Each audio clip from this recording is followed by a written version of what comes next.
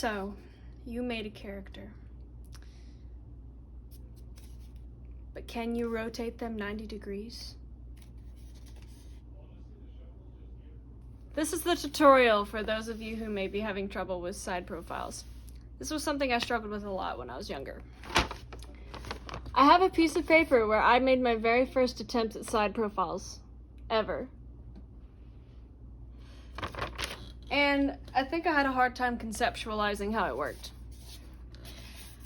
How do you go from the frontal view to whatever this is and make it not only look like a human being, but also look like the same character? That was what I was wondering back then. You may be wondering that too. Turns out you have to really grasp and understand the 3D structure of a head. For example, on the face, the things that stick out the most that you need to keep track of are the nose, the lips, the chin, and potentially the brow bone, although she doesn't really have much of a brow bone.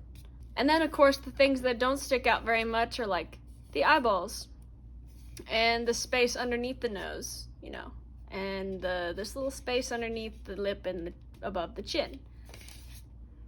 Here's the cheekbone right here. It doesn't stick out as far as the others, but it's worth noting that the eyeball is sitting on top of the cheekbone as if it's about to slay down the hill, right? There are things you need to understand about the 3D structure of a head, and I believe if you understand that, you will be much better off than if you simply memorize where they're placed. Now, of course, I must acknowledge that genetic differences will mean that not everybody looks the same. And that's something that I think you will be better off worrying about more as you get more experienced. For now, it might be best to just kind of pick one look and try to learn it, and then try to vary it and, play around with different ethnicities and features and ages and whatnot. Generally speaking, every head, no matter what ethnicity, on an adult, fits within the same parameters, and I'll show you what I mean. I did a recent study of a bunch of different people from different ethnicities and genetic backgrounds, and something that I found is that although each one is distinct from one another, there are pretty similar proportions, all things considered. Like, you can definitely tell that they're different, but generally speaking, they're not that different.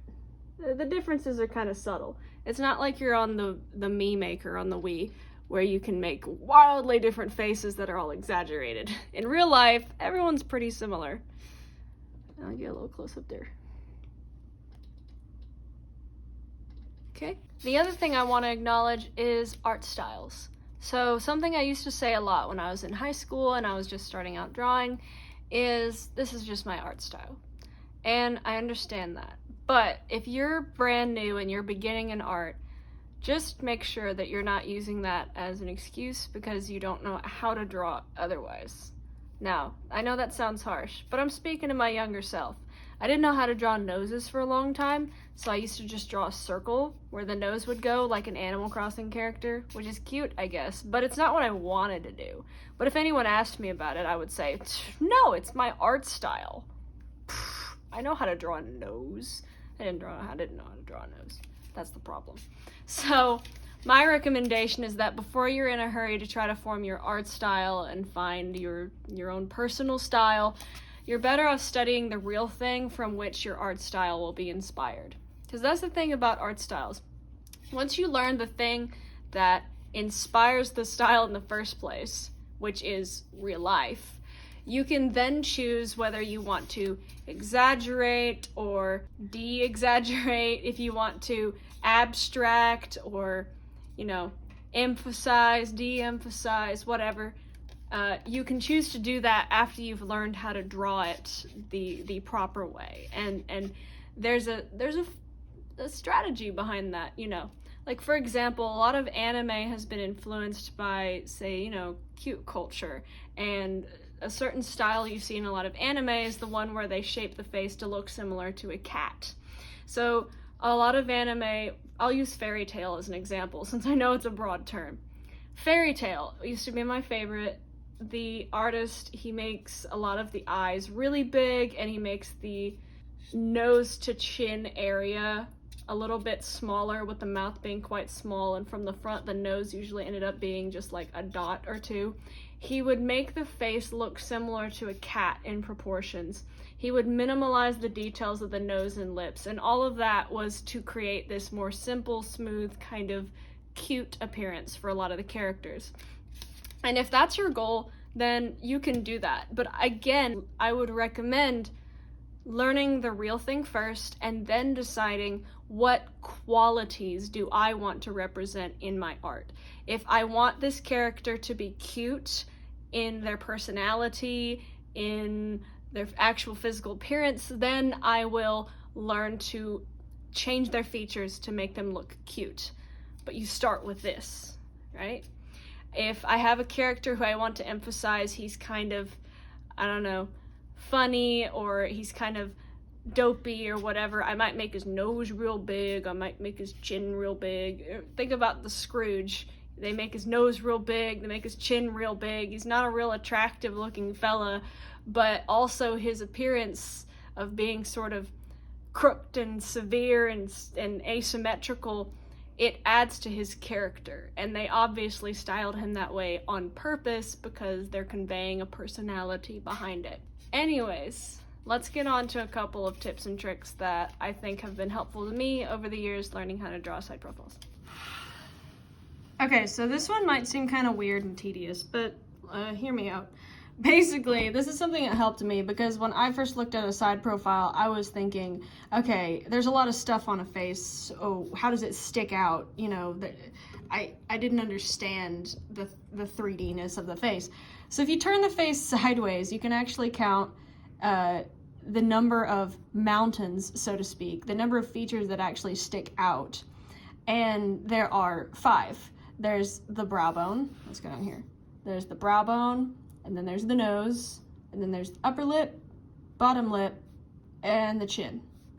And that's something that you can keep in mind. Of course, when you turn it sideways, you can sort of tell what we're talking about here, right? So when you're going down, you're drawing a face, first you need to keep in mind is, okay, there's a brow bone. Someone might not have a profound brow bone, but you know, keep it in mind. Then of course there's the nose, and then there's a lip, and there's a chin. And that's 5 bumps. Mountains and valleys. Okay, so the other technique is, if you know how to draw the front-facing face already, which I recommend you go ahead and learn how to do that, then you can draw it and then draw a bunch of horizontal lines with a ruler and help you line up the features on the other side. Now, of course, the challenging part comes when you get over here and you don't know, do I make the nose taller? Do I make the lips bigger? Do I, you know. So it's important to keep that kind of in mind when you're drawing this face. If you're drawing this face, then have some idea of, does this character have a rounder nose? Do they have a wide nose? Do they have a big nostrils, small nostrils, tall brow bone, whatever, you know. Kind of have it in mind on how you wanted to draw the character here, and then come over here. So for this one, I was inspired by, you know, some like Filipino features. I wanted there to be some lower setting, kind of rounder noses, and not a very defined brow bone, and then come down and have some cute lips and like a kind of a smaller, not very pronounced chin. So I had all of that in mind when I drew it, but you know, lining up the features with lines, I think, is a helpful way of getting started.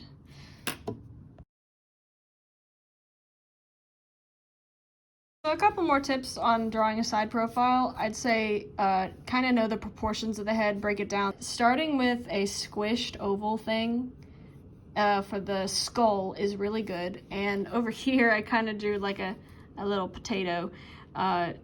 It's not a perfect oval, but it is kind of, it looks kind of like putty.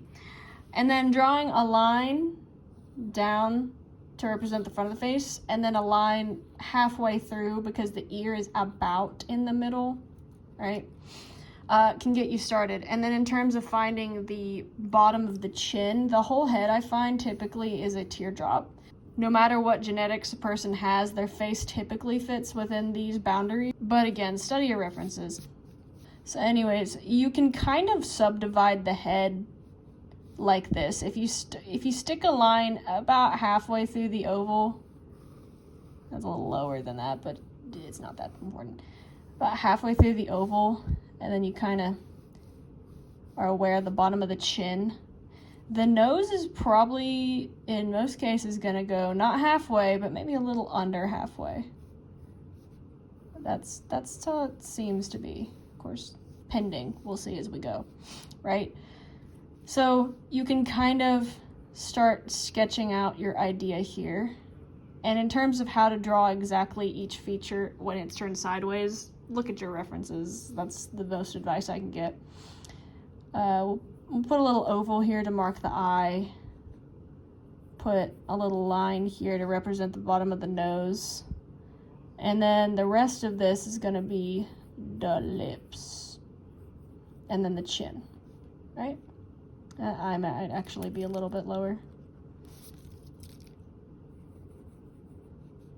Yeah. So, yeah. Halfway through the oval is about where you're going to find eyebrow. It might be lower, it might be higher. There's always variety, adjust as you go. And then the bottom of the teardrop is about where the chin is, and then you draw a line that's about halfway or a little lower than halfway, is about the bottom of the nose. And then you can kind of just start playing with it and start drawing. So at this point, I guess I would just draw the forehead slope from the top of the cranium here, right? And then you go down. And now we've hit the nose. So now here's one of our mountains, right? Keep it real simple. It's a real simple shape, not trying to be realistic here. And now we have the lips about right here, right? So maybe we'll define the mouth crack right here. So I'll come down. There's one juicy lip, and there's another. And then the chin is right there. See? Comes up. And the ear, usually when the person is facing straight forward, the bottom of the ear will line up with the nose. And the top of the ear will cut through the eyes somewhere. So we'll give him a pretty big ear. Right? And sometimes a person will have a really sharp jawline that you can connect. And I used to draw sharp jawlines all the time. I've since not always do that, but I used to watch a lot of anime, so I usually did. But anyways, yeah, so that's kind of how you would start doing that. Then as you go, you fill in some details, right? And pretty soon you've got a side profile. And the head's a little big. You know, I've been drawing for a long time, but even I have to erase sometimes. So yeah. Okay, but anyways, I hope that helped you, and I hope that kind of gets you started, and it will be a long journey, but stay encouraged. Bye-bye.